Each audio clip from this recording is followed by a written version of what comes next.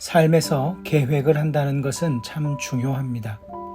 계획이란 목표를 정하고 그 목표를 위해 과정을 이루어가는 것이기 때문입니다. 크든 작든 내가 원하는 삶의 목표가 있으면 그 목표를 이루기 위해 과정을 준비하고 시행해 나갑니다. 그런 면에서 사람들의 삶은 온갖 계획으로 가득 차 있음을 알 수 있습니다. 크게는 몇 년, 몇 달의 계획도 있지만 작게는 몇 주 또는 며칠의 계획이 있고 오늘 하루를 살면서도 수많은 계획들을 세우게 됩니다. 아침을 무엇을 먹을 것인지, 오후에는 누구를 만날 것인지, 오늘 내가 완수해야 하는 과업은 무엇인지 이런저런 계획들로 우리의 삶은 가득 차 있습니다. 그러나 우리의 삶이 늘 계획대로 되지는 않습니다.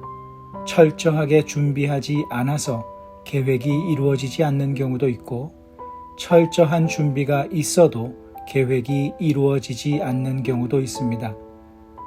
또한 계획이 전혀 없었는데 내가 생각하고 계획한 다른 방향보다 훨씬 유익한 결과를 얻을 때도 있습니다. 현재 좋게 보이는 과정이 안 좋은 결과를 낳을 때도 있고 현재는 좋게 보이지 않지만 결국 그 모든 일들이 합력하여 선이 이루어지는 경우들도 분명히 있습니다. 그러나 분명한 것은 이 세상은 하나님의 계획대로 움직이게 될 것이며 하나님은 한 번도 무계획으로 세상을 운영하신 적이 없으시다는 사실입니다. 그러므로 우리의 모든 계획은 하나님의 크신 계획 안에 늘 있음을 기억하며 나의 계획의 성패 또한 그 크신 계획의 일부가 될 수 있음을 늘 기억해야 합니다. 야곱에게는 12명의 아들들이 있었습니다. 그들 중 요셉은 유난히 야곱으로부터 사랑을 받았습니다. 그런 아버지의 사랑 때문인지 형들에게 비친 요셉의 모습은 기고만장하고 버릇없었습니다. 아버지 야곱으로부터 사랑을 독차지하는 것도 불편한데 자신의 형들의 잘못을 아버지에게 고자질하는 행동까지 하였습니다.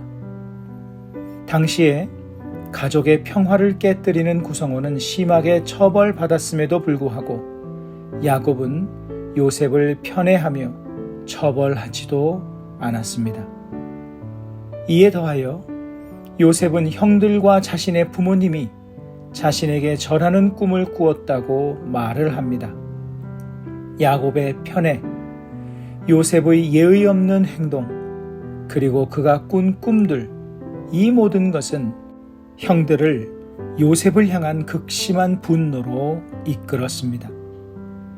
그런데 결국 그 모든 것은 하나님께서 후일에 요셉을 애굽의 노예로 팔려가게 하고 애굽의 총리가 되게 하셔서 민족들을 구원하시고자 하셨던 그분의 계획 안에 있었던 일이 되었습니다. 요셉이 야곱의 편애를 받지 않았던들, 버릇없이 행동하지 않았던들, 그리고 그런 꿈을 꾸지 않았던들, 형들이 요셉을 애굽에 팔 이유도 없었을 것입니다. 우리는 하나님의 모든 계획을 알 수 없습니다. 알려달라고 해도 가르쳐주지 않으시거나 깨닫지 못하는 경우가 대부분입니다. 그러나 분명한 것은 하나님은 나를 향한 계획이 없으셨던 적이 한 번도 없으시다는 사실입니다. 또한 그 계획은 지금도 진행 중이라는 사실입니다.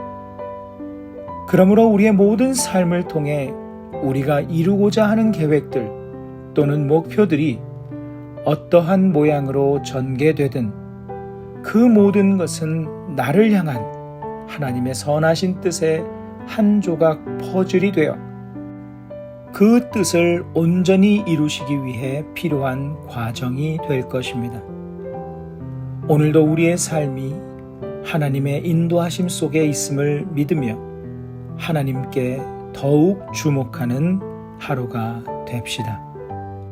말씀을 기억하며 기도하는 시간을 가지십니다.